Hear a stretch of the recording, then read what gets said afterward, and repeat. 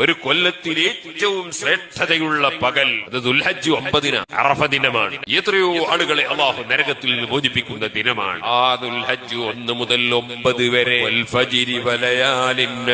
പടച്ച റബ്ബ് പ്രത്യേകം സത്യം ചെയ്തിട്ടുള്ള ദിനങ്ങളും രാത്രികളുമാണ്. കഴിയുമെങ്കിൽ സുഹൃത്തുക്കളെ ദുൽഹജ്ജ് മാസം 9 ദിവസവും നോമ്പെടുക്കണം. ഹജ്ജിന് പോയവർക്ക് അറഫയിലുള്ള നോമ്പ് സുന്നത്തില്ല.